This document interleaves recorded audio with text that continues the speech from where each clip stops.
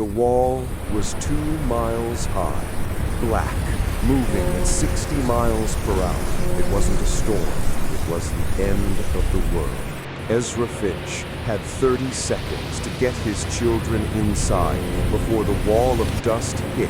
His 5-year-old son was screaming. His wife, Sarah, was pulling the sheets off the windows, trying to seal the cracks.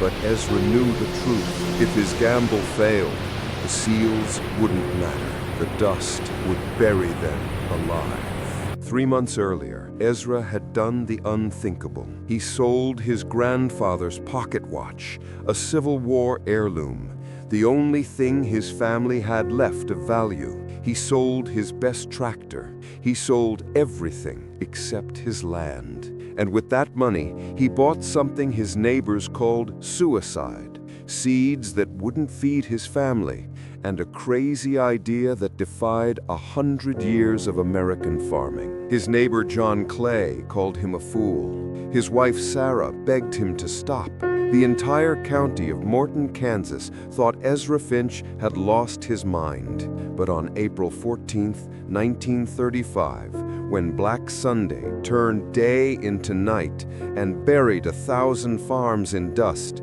Ezra's insane gamble would either kill his family or prove that one man's stubborn faith in science could beat nature itself. This is the story of the farmer who refused to plow straight and the miracle that saved the last farm in Kansas. Southwest Kansas, January 1935.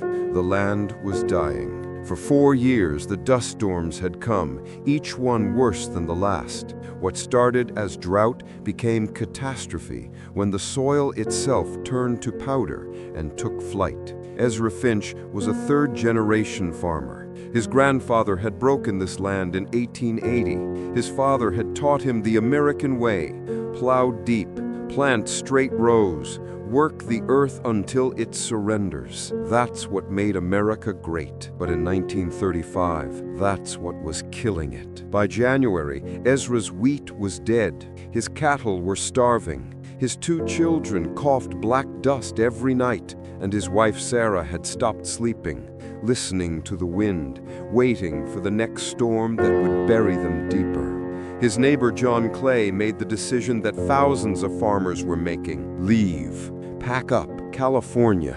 The government was even paying for gas.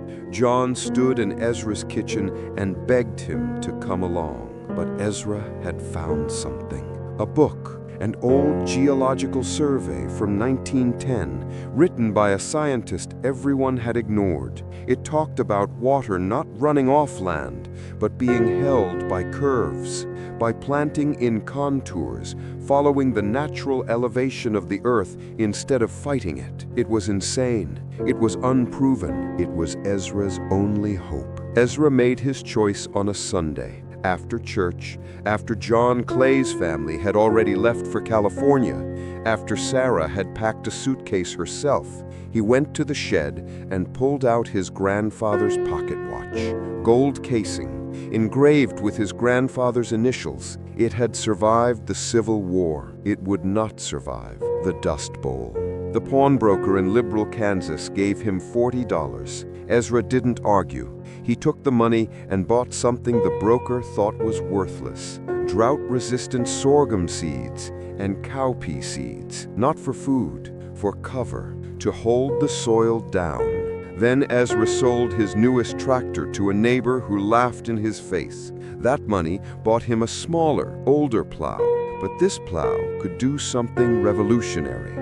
It could follow curves instead of straight lines. Sarah confronted him that night. She didn't yell. She was past yelling. Ezra, if you're wrong, we die. If you're right, we die slower. Either way, we're burying our children in Kansas dust. Ezra looked at his wife and said the only thing he could: then I better not be wrong. The next morning, Ezra began the work that would make him either a prophet or a gravedigger.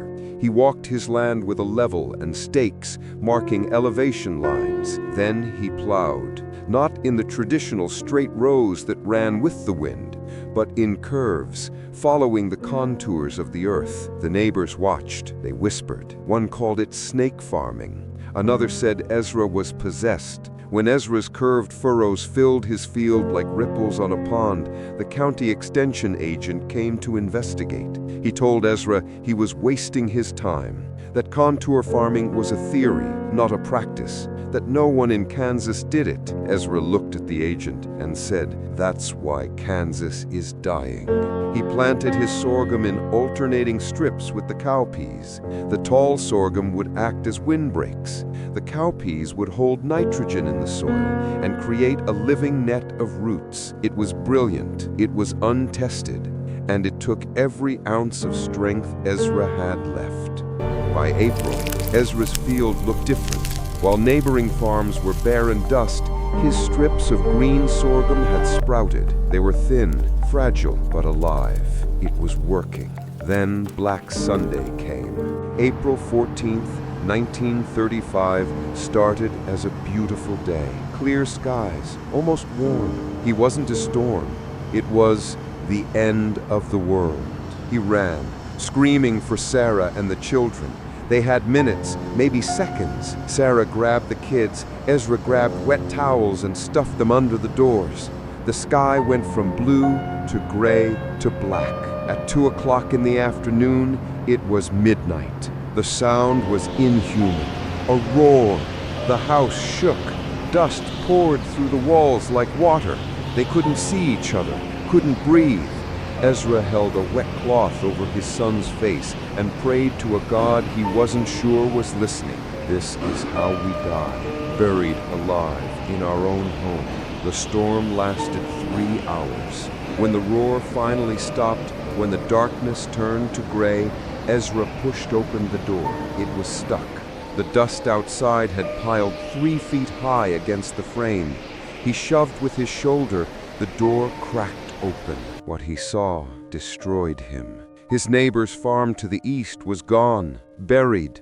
The barn was a roof sticking out of a sand dune. John Clay's abandoned house had blown apart, boards scattered like matchsticks. The entire landscape had been erased and redrawn by the wind. Ezra walked toward his field expecting nothing. He had bet everything, sold his grandfather's last treasure, defied his community, risked his family for curved lines in the dirt. His throat was so tight he couldn't swallow. And then he saw it. The miracle of Morton County, Kansas. His field was covered in dust, but underneath, where his curved furrows caught the soil, the earth was still there. The sorghum strips had acted as walls, breaking the wind's power.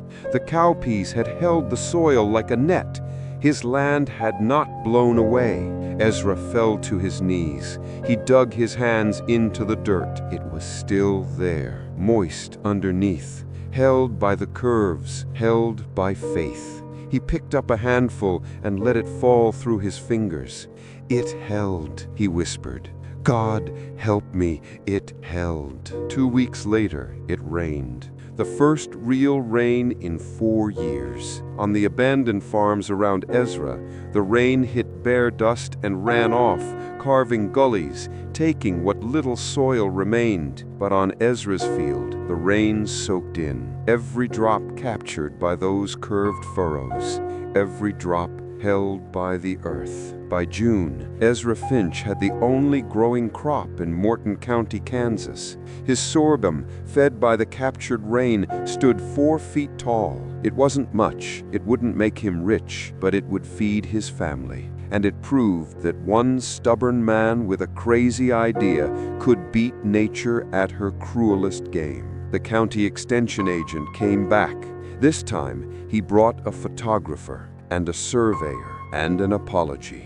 The photographs of Ezra's field went to Washington, D.C., to the newly formed Soil Conservation Service. President Roosevelt saw them himself. John Clay came back too. His California dream had died in a labor camp. He stood at the edge of Ezra's field and cried. "I called you crazy," John said. "I told everyone you'd killed your family." Ezra put his hand on John's shoulder. "You were trying to save yours. I don't blame you for leaving. I blame myself for almost not staying. By 1936, Ezra was teaching contour farming to every farmer who would listen. The Soil Conservation Service made it official policy.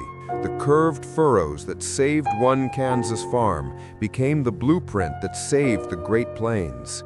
The techniques Ezra gambled his family's life on, contour plowing, strip cropping, cover crops, are still used today. The pocket watch was gone. The old life was gone, but the land survived. The family survived. And in the stubborn faith of one farmer who refused to plow straight, America learned the hardest lesson of the Dust Bowl. Sometimes you have to abandon tradition to save the future. Ezra Finch never got his grandfather's watch back, but he didn't need it. Time had proven him right. The Finch farm still stands today in Morton County, Kansas.